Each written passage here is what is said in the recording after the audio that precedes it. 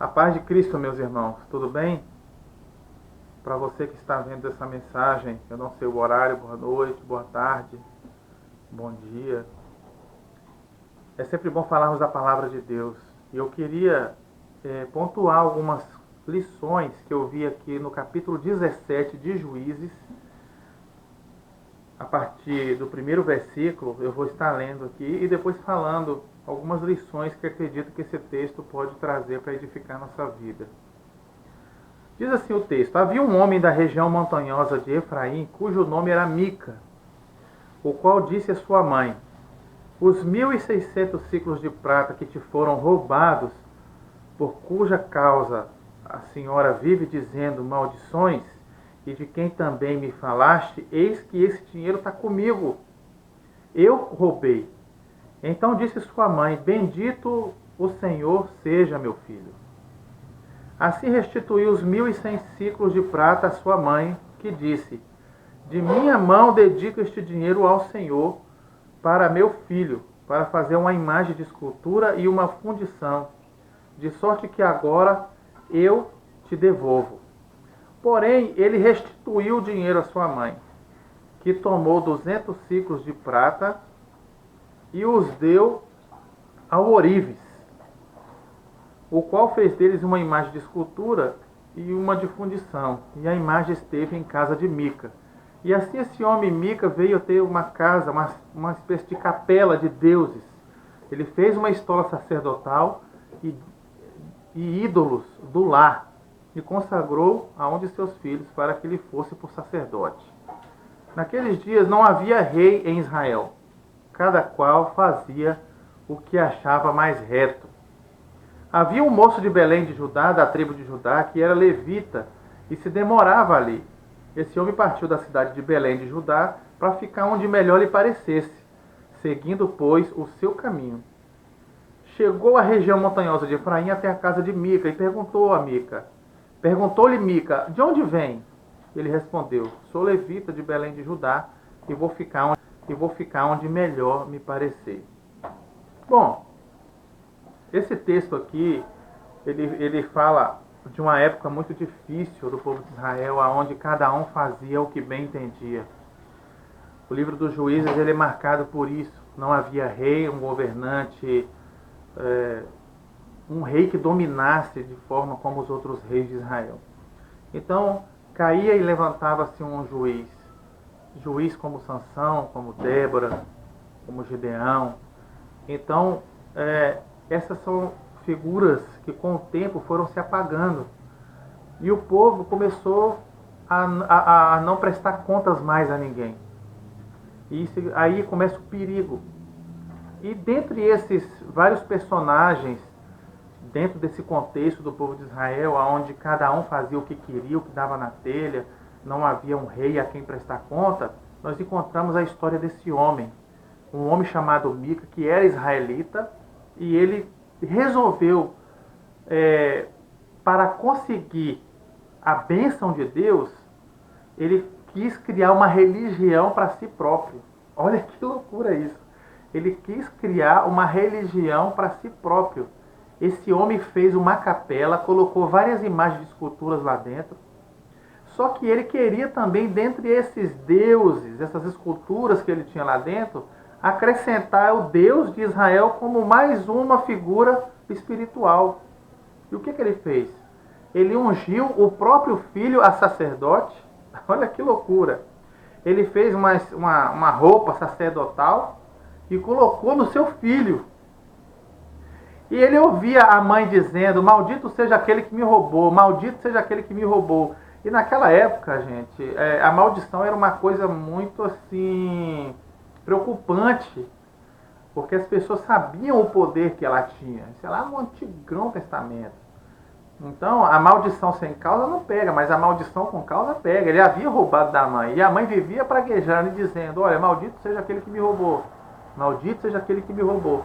A tal ponto dele se preocupar e dizer: mãe, para de amaldiçoar o ladrão. Para de amaldiçoar o ladrão, porque foi eu que roubei da senhora.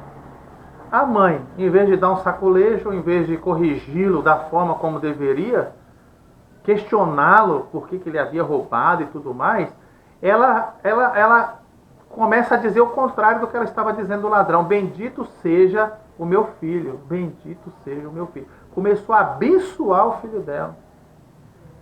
Quando, na verdade, ela deveria corrigi-lo da forma como deveria corrigir. É por isso que o povo de Israel estava daquele jeito. Cada um fazia o que bem queria. Mas o ponto-chave desse texto, gente, é que Mica, ele queria o favor do Senhor. E o contexto desse homem não é diferente do contexto de hoje. Todo mundo quer saber como torcer o braço de Deus para ser atendido. Qual é a oração mais eficaz? Qual é o líquido que eu posso usar, colocar em cima da televisão, no meu quarto? Qual é a fórmula que eu posso usar para poder fazer com que Deus me atenda? Isso não tem na Bíblia, gente. Jesus ensinou os discípulos a orar: Pai nosso que está no céu, santificado seja o teu nome, venha a nós o teu reino. É a oração modelo. Não existe uma fórmula para torcer o braço de Deus. Mas parece que Mica, ele estava disposto a ter esse favor. E para ter esse favor, ele então criou a própria igreja. Abriu a própria igreja. E não é diferente do quadro que nós vemos hoje. Muita gente, eu vou ali abrir uma igreja e já volto. Muita gente não está satisfeito com a sua igreja e abre uma igreja. Essa não deveria ser a motivação. E quando você pergunta, mas por quê? Porque eu preciso de mais favores de Deus. Não é para a glória de Deus. E muitas vezes as pessoas abrem com o intuito por seu próprio ego, por seu próprio individualismo. É isso que Mica queria. Havia um povo caminhando, como Deus disse que eles tivessem que marchar para poder tomar a terra prometida, que aqui até então não havia sido tomado toda a terra. Então Deus tinha aconselhado que todo povo unido fizesse isso. Mas Mica, ele estava isolado, estava num lugar totalmente isolado. E ele queria abrir a própria igreja, assim dizendo, né? Uma pseudo-igreja, da forma dele, da forma como ele achava melhor. Então ele pega, faz do filho dele sacerdote, faz uma escola sacerdotal, coloca do filho, faz essa capela, coloca um monte de imagem de escultura lá dentro, e agora ele quer o favor não só desses deuses que ele estava se relacionando ali, esses falsos deuses, agora queria o favor do Deus de Israel. Ou seja, uma coleção mística, uma mistura que a gente vê em muitas igrejas. A gente tem que ter um cuidado com isso, sabe, irmãos? De não fazer o sincretismo religioso, de não seguir, as pessoas deixam de seguir a palavra de Deus e vai correr atrás da última moda evangélica. Para quê? Para receber o favor de Deus. E será que Deus realmente está favorecendo essas pessoas? Ou ele vela pela palavra dele para que se cumpra? O que viste, Jeremias? Eu vi uma vara de amendoeira. Viste bem, porque eu velo pela minha palavra para cumprir. Deus tem compromisso com a palavra dele. Não adianta, você pode ter um sacerdote só seu, pode ter uma igreja só sua, pode ter uma individualidade só sua, religiosa, espiritual, seja lá o que você achar que quer chamar de quê. Mas se não for baseado, fundamentado na palavra, Deus não tem compromisso com isso.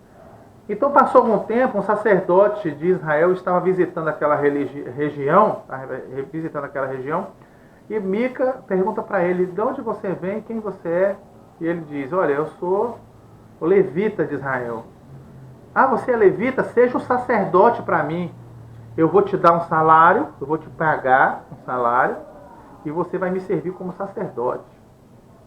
Você vai ser o meu pastor, vamos dizer assim, o meu mentor espiritual. Pensa no que o cara estava falando. Ele tinha aberto uma capela, uma igreja, colocou vários deuses, agora queria o favor de Deus, e colocou também lá agora um levita sacerdote. Já tinha colocado o filho dele como sacerdote, agora já não é mais o filho dele. Ele pegou e colocou um outro indivíduo. É o que acontece com a falsa religião, é o que acontece com essas pessoas. Elas vão seguir o seu próprio ego, o seu individualismo. E isso acaba sendo uma doença mesmo. Por quê? Porque ele não quer dividir Deus com ninguém, ele não quer dividir a vida espiritual com ninguém. Ele quer seguir o próprio caminho. Eu vou criar um Deus segundo os meus desejos, as minhas cobiças, os meus ideais, a minha filosofia. Eu não quero saber do Deus da Bíblia. Eu quero formar um Deus. E é isso que esse cara está tentando fazer aqui. Tudo isso para conseguir o quê? O favor de Deus. Mas eis a questão. Deus vai favorecer pessoas que não estão de conformidade com a sua palavra? É impossível. E pasmem, o fato dele ter feito isso fez com que muitas outras pessoas se desviassem, porque algumas pessoas estiveram na casa de Mica, viu o sistema religioso dele e quis levar para sua terra. E diz um texto aqui que por muitos anos, por muito tempo, o povo que havia visitado Mica, que foi um exército, não convém falar agora disso, eles continuaram a praticar aquilo que Mica estava praticando. Colocou deuses na casa do Senhor, ou seja, aquele povo que estava lá conquistando a terra de Canaã, eles levaram os ídolos que estavam na casa de Mica para a sua igreja, ou seja, para o seu templo, para cometer o mesmo erro de Mica. Sempre tem alguém imitando esses caras. O conselho que eu tenho nessa mensagem para dar para você é o seguinte: você diz seguir uma religião, ela tem conformidade com a palavra? Outro dia eu estava fazendo um vídeo falando que, numa palavra de Jesus, que ele diz assim: aquele que crê em mim segundo as Escrituras, do seu ventre, do seu interior sairão rios de água viva. Então a gente fica pensando assim, gente, crer em Jesus segundo as Escrituras, crer em Deus segundo as Escrituras, servir a Deus tem que ser segundo, conformidade com as Escrituras. Se estiver fora das Escrituras, nós nunca receberemos o favor de Deus. O grande favor de Deus já foi a salvação, a vida eterna. Mas aqueles que não andam de conformidade, têm um egoísmo tão alto que não conseguem servir a Deus da maneira como Ele coloca, essas pessoas já estão condenadas. Pode ter 1000 pastores, 1000 sacerdotes, 318, pode ter várias fórmulas de conseguir o favor de Deus. Entendeu? Uma vez filho de Deus, você é herdeiro daquilo que Jesus conquistou na cruz. Então, servindo a Deus, buscar em primeiro lugar o reino de Deus e a sua justiça, e todas as outras coisas vos serão acrescentadas. Essa coisa de que existe, ali tem uma religião que um cara criou que parece ser a melhor. Aí todo mundo corre para lá. Apareceu um cara na internet que diz conhecer o nome de Jesus, né, que nós não devemos falar Jesus, porque a gente distorce o significado da pessoa. Aí corre um monte de gente atrás de um cara desse. Porque nós acreditamos que ano que vem o mundo vai se acabar, então precisamos aqui criar uma religião voltada para isso. E por aí vai, tem um monte de gente assim. Então o meu conselho é fugir dos erros de Mica. Um filho que fazia o que dava na telha, não tinha quem prestar conta, criou a própria religião, abriu a própria igreja, colocou da forma como ele queria essa igreja, não em conformidade com as Escrituras, com aquilo que o Moisés tinha ensinado. Não dá para viver sem prestar conta a alguém, ser submisso a alguém. Você tem que prestar conta. Essa coisa de que vou ali, vou abrir uma igreja e já volto, isso não existe. Vou correr atrás da última moda evangélica porque parece que aquela moda, aquela fórmula que eles descobriram, parece que Deus está atendendo mais. Não corra atrás dessas coisas. O meu conselho é que você fuja dos erros de Mica. Um homem egoísta que queria uma religião só para si, para sua casa, e acabou atropelando e prejudicando muitas pessoas, levando à idolatria. Siga a palavra de Deus. Fuja da falsa religião. Lendo a Bíblia, você mesmo, estudando a palavra de Deus, fazendo pesquisas no YouTube, na internet sobre essa religião, vendo testemunho de pessoas que estiveram lá. Quais são as heresias que eles apresentam?